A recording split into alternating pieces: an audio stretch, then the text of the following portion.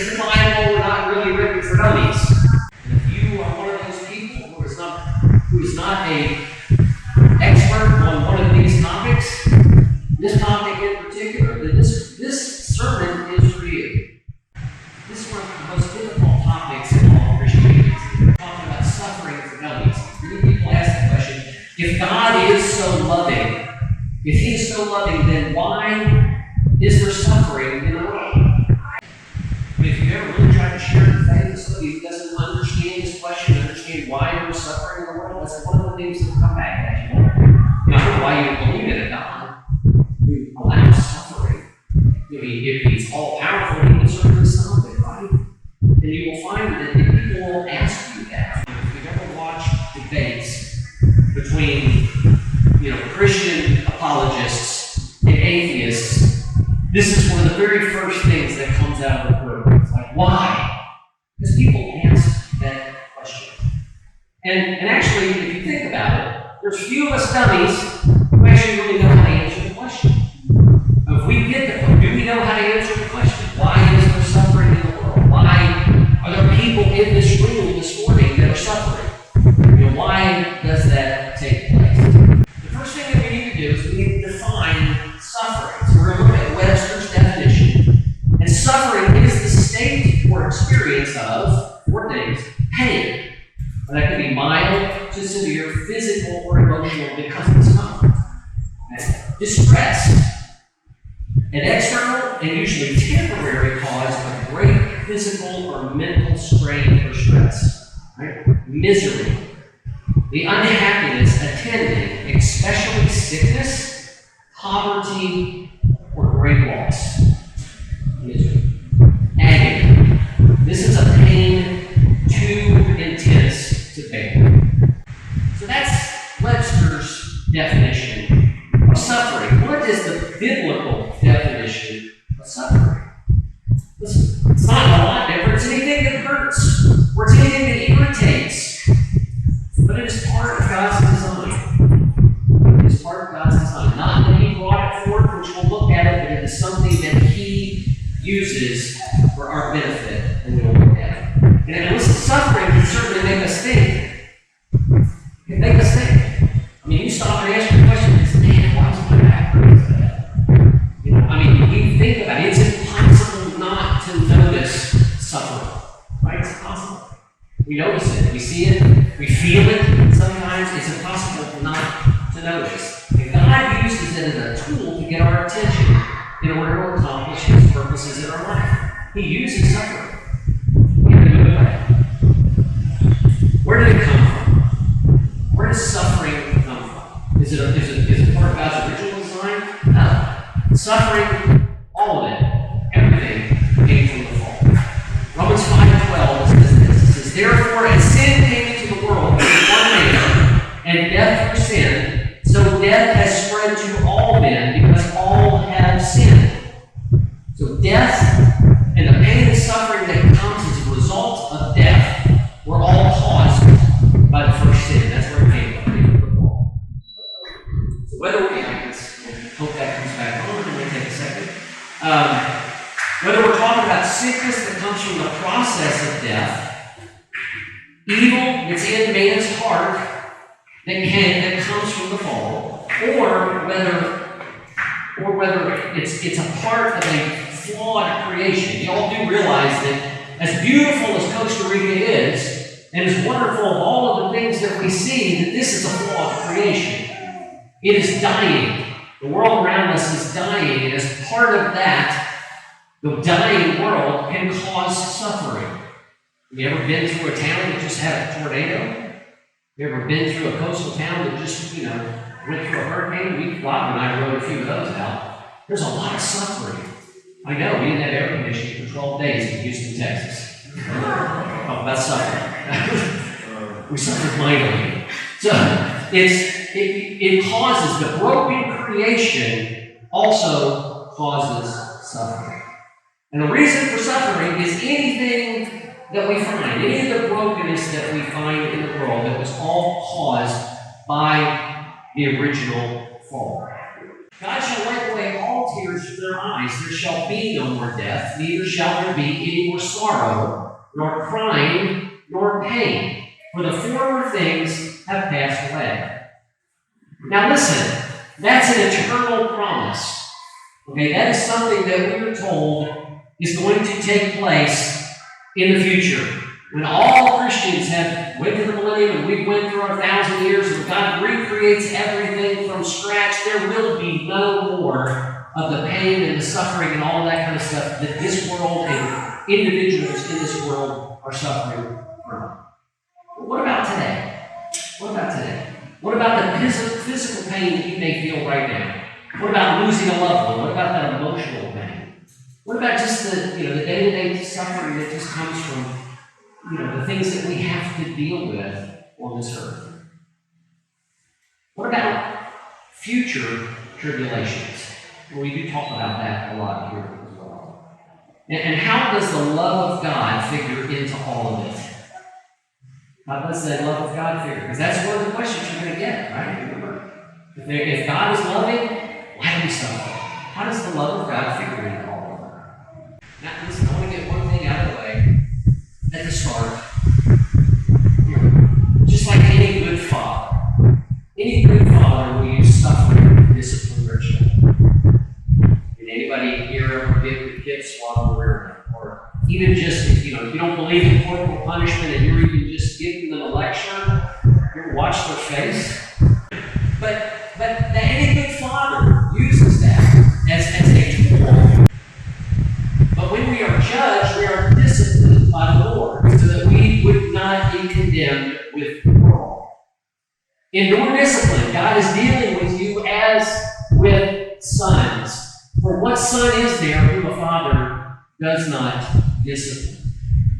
So God's word very carefully and very succinctly tells us that suffering will never be done, will never be gone from this current life, the present life completely, but God will work through the suffering. Think of Paul and his thorn in the flesh. He asked 3 times for God to remove it. He said, no, your weakness, my strength will be shown through your weakness. He uses those things in us to glorify himself. And God did amazing things through Paul. Did he not? I mean, amazing that this man had this thorn. We don't know exactly what it was, but we know that he had it the entire time that he read God's word. We have all kinds of other examples of suffering in the body of Christ throughout Scripture. All through it. James chapter 1, verses 2 through 4 states this. My brothers, count it all joy when you fall into diverse temptations, knowing that the trying of your faith develops patience. But let patience perfect its work, that you may be perfect and complete, lacking nothing. The word temptations in Greek is peirasmos, which means proving for good the experience of evil, discipline, or adversity. Proving for good the experience of those things. So even though you're experiencing bad things, you're experiencing suffering, you're experiencing evil, you are turning it around and proving it for good. That's what the word means. And so this peirasmos is what it takes to be perfect. Being able to do that is what it takes to be perfect, lacking nothing. I love that. Now listen, I love rivers around this area. And in the dry season, I like to walk around in the dry riverbeds and look at rocks. I think the forces of nature are pretty incredible, and they tell an incredible story. All right, you may have been in some of the small streams and things that are higher up in the mountains, and you'll find stuff that looks like this. I mean, I'm telling you right now, I can cut a loaf of bread with this right here. It's sharp and jagged, and it's difficult to even hold. I mean, it's so sharp and it's so jagged. But as you proceed downstream, I know it does. It's not, but it looks at it. You proceed downstream, and the water starts flowing more powerfully, and you get to the ocean where the waves are crashing, and all of a sudden the rocks start looking like that. They don't start like this. They start like that. But they ended up like this. Why? Because they've been worked on It had adversity against them. They had other rocks grinding against them as they have flown or gone from those little tiny streams up in the hills all the way down to the ocean. I always loved walking. We used to walk along the beach. We don't do that much anymore all the time. But walking along the beach, I love to find those. I've got a couple of them that are perfectly round pieces of coral. I love it. I mean, it's like, think about how was that formed. It wasn't, broke off as a piece of coral, and the forces of adversity kind of have rounded them into a brand new shape. Listen, every Christian in the body of Christ is like an individual rock in the river. We are all just like that. God's plan for each and every one of us has one thing in common. One thing in common. We will all experience some type of suffering in our life. You either have, are, or will. It is promised in God's Word that every Christian will suffer to some extent. Some of us may not end up as polished as that rock at the end. Some of us may not have had to go against the incredible forces of the rivers and the oceans of the time when Jesus comes to get us. But each of us will have some kind of suffering. It will be smoothed over time by that grinding, that difficulty in our life. For this is commendable if because of conscience toward God a person endures grief, suffering unjustly. For what credit is it if you, when you are being beaten for your sins, you patiently endure? And if when you do good and suffering for it, you patiently endure, this is favorable before God. For to this you were called. Because Christ suffered for us, leaving us an example that you should follow his steps. He committed no sin, nor was deceit found in his mouth. When he was reviled, he did not revile back. When he suffered, he did not threaten. But he entrusted himself to him who judges righteously. He himself bore our sins in his own body on the tree, that we, being dead to sins, should live unto righteousness. By his wounds you were healed, for you were as sheep going astray, but now have been returned to the shepherd and guardian of your souls. Listen, can it be any plainer than that? We are called to follow in Jesus' steps and handling our suffering the same way Jesus handled his suffering.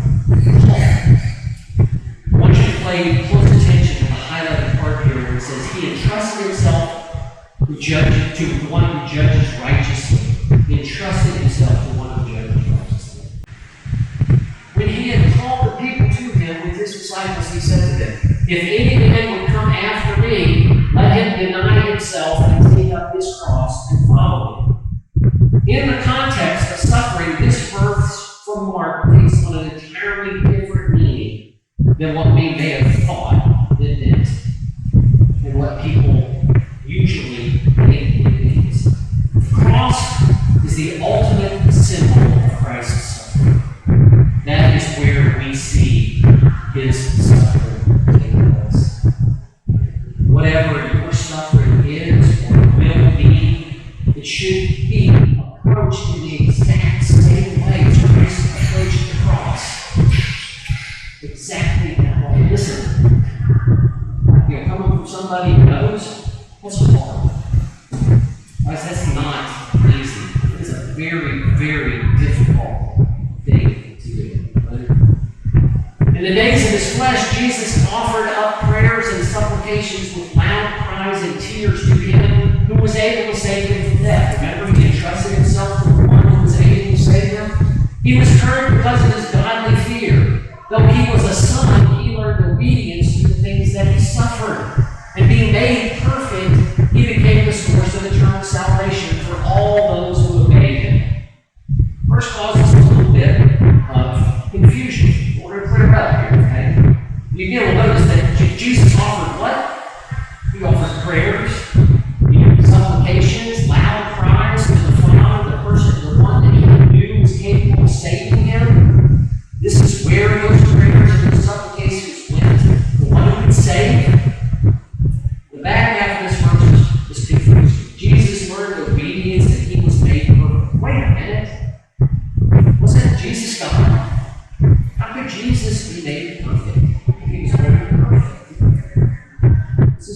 lot of people go, oh, there's a contradiction. Jesus couldn't have been God's son if he wasn't perfect, right? No, that's not what this is saying at all. Now, what we might say is that the suffering that Jesus went through, it was only in his humanness that was present within him as he walked the earth. And that is true, but that's not the end of what this is actually trying to tell us. He was made perfect in the office that he was attaining.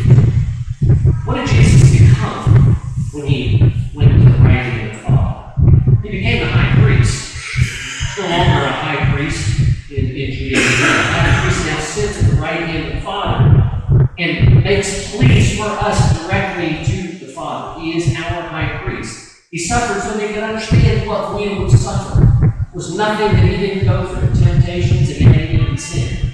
He was perfected in his obedience to the Father to become the perfect high priest for us. Guess what we're doing right now here on earth? In obedience, we are preparing for our office. That is what we are doing today. Okay, let's get back. Remember our James verse? My brothers, count it all joy when you fall into diverse temptations, knowing that the trying of your faith develops patience. But let patience perfect its work, that you may be perfect and complete, lacking nothing. We will all suffer. Everybody. If you haven't already, you will, just like the Bible promised. And this is it. It's our response to our suffering that's important. That's what makes us perfect. That response is what, just like Jesus' response is perfect, and that made him perfect for his office, our response, copying in the image of Christ, our response is what also makes us perfect, lacking.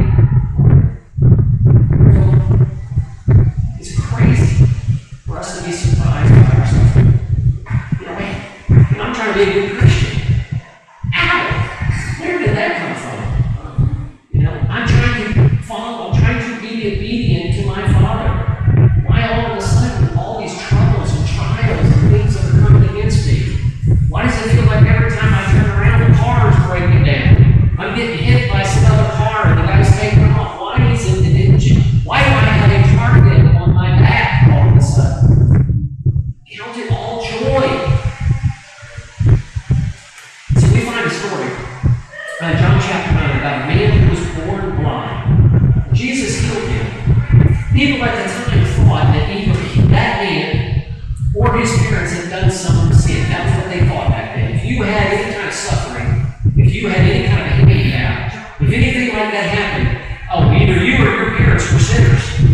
One of the two things happened. You know what Jesus said to them? He said, and he clarified, he said, neither this man nor his parents sinned, but it happens so that the works of God might be displayed in him.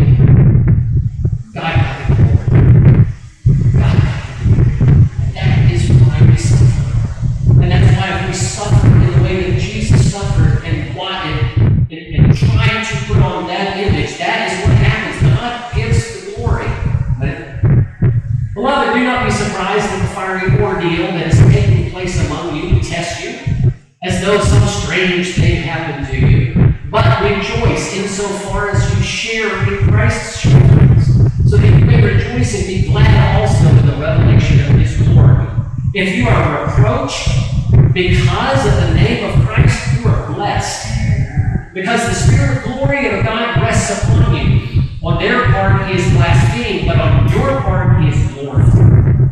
Let none of you suffer as a murderer or a thief or an evildoer or even as a busybody. I love that they put busybody as a murderer. But yes, if anyone suffers as a Christian, let him not be ashamed, and let him glorify God because of it. For the time has come for judgment to begin at the house of God.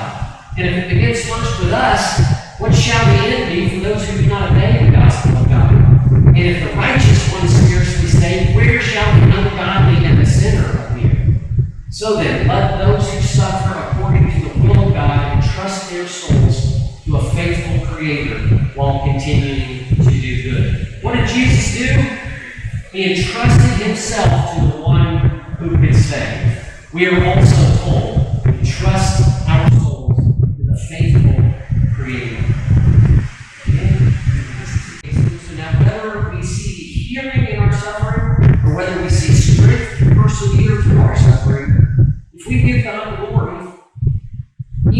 those things that take place, ladies and gentlemen, it's a monumental testimony to God.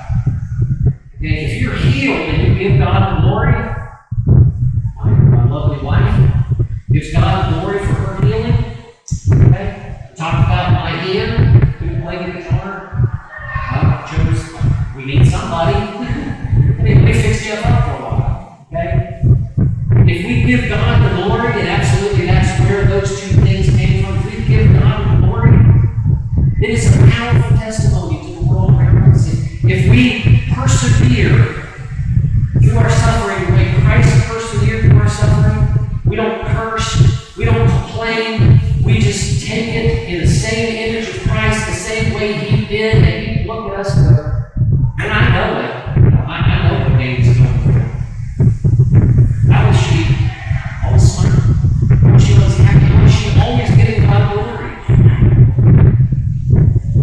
It's the glory. And it's an unbelievably powerful testimony to Him because that's happening.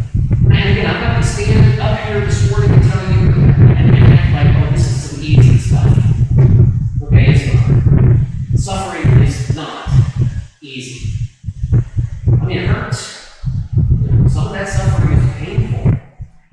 Just as we know what goes for Jesus, nobody's suffered like He did. Suffering is the hardest thing we're called to do, but we saw in that verse we're called to do it.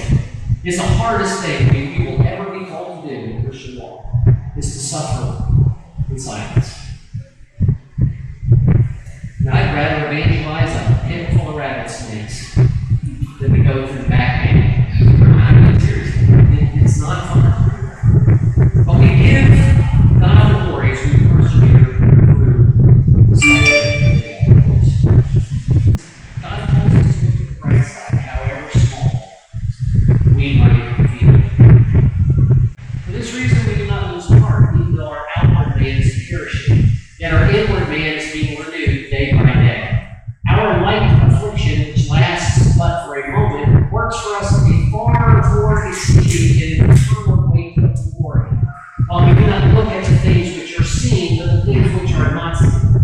For the things which are seen are temporal, but the things which are not seen are eternal. We look toward the eternal, and it has a really strange effect. Okay, it doesn't. While we might think that adage, look on the bright side, is, God doesn't work, but it has no real purpose. But when our bright side, when the Christian's bright side is eternity, there's some kind of transformation that takes place. All of a sudden, when we're obedient to our calling to endure pain, there's a transcendent peace that comes because of it. When we're being obedient like we are, there's this peace that you didn't know you could have. I mean, the Bible talks about the peace that passes all understanding. It can come in suffering if we're being obedient. We're obedient to that call. The pain may not end. We may not be healed of it. God may choose, just like He did with Peter. Keep that there. Keep it. Pain may not end. Endurance we didn't know we had all of a sudden comes up. It's like, oh wow, I can't believe I made it through that. That's all for God's glory. We always have to remember that that's what it's for. Remember, just like the song lyrics we sang, these trials and tests are finding fire. It's like we are cold, like eventual glory, and so forth. And if we think about it, Romans 8:28 is one of my very favorite verses. It takes one of the entirely vibrant meaning, new and vibrant meaning. Romans 8:28, we know all things work for the good of those who love God and are called according to His purpose. If you're a Christian here this morning, you are called according to His purpose. Every single one of us. And even in suffering, God turns it into good. It's hard to imagine. We're convinced of it, but He does. He turns it into good. Let your light so shine before men that they may see your good works and glorify your Father who is in heaven. What's better? What greater testimony can we have dying world, and persevere through trials, and still maintain our peace. What greater light in the world than walking of humility before God through pain, and to give God the glory? Now, I've said this a whole bunch of times. Listen, non-Christians, they don't read the Bible. They read Christians. Are you a good read? If you're in pain, if you're suffering, if you've got issues, if you've got people who are passing away, we're at that age, what's happening? Are you, how do you handle those things? What kind of persona do you get off in the midst of that suffering? Is that the testimony that God is looking for? When Jesus suffered, he entrusted himself to the one who judges righteously. God had called Jesus to complete the work, the most marvelous work that's ever been initiated in all of creation. And Jesus trusted that because the Father is able to do all things, and he knew God could deliver him through this painful work, he did and was obedient to God, and he was found perfect. We likewise are to believe that the one who raised Jesus from the dead is able and willing to bring us through the trials and suffering that we're called to. He is. He's able. So then, let those who suffer according to the will of God entrust their souls to a faithful Creator while continuing to do good. Faithful is he who calls you, who will also do it. Listen, Christianity, Jesus Christ, is the only thing on this earth that provides hope for suffering. I mean, you've got all kinds of other religions out there, they offer no hope. You've got the world itself that offers no hope for those who are suffering. They're the ones that say, well, God's great, God is loving, why does he let people suffer? There's no other option. There's no other option on this earth besides Jesus Christ that helps a suffering world, that helps suffering people. That's it. Suffering and death is inevitable for every single human being. But we can have hope. We can have hope because one has gone before us in death, Jesus Christ. Truly God and truly man, he lived a sinless life in our place. He faces temptations and trials. He was betrayed by those who were closest to him, mocked, suffered emotional anguish, physical agony, and most of all, judgment by God the Father. When Jesus hung on the cross bearing the weight of my sin, he not only faced the worst death imaginable, but he also had to take the cup of God's wrath for me. The story doesn't end for us there. 3 days later, we walked out of history. Jesus rose from the dead. Because of Jesus Christ, that suffering is something we will never have to endure.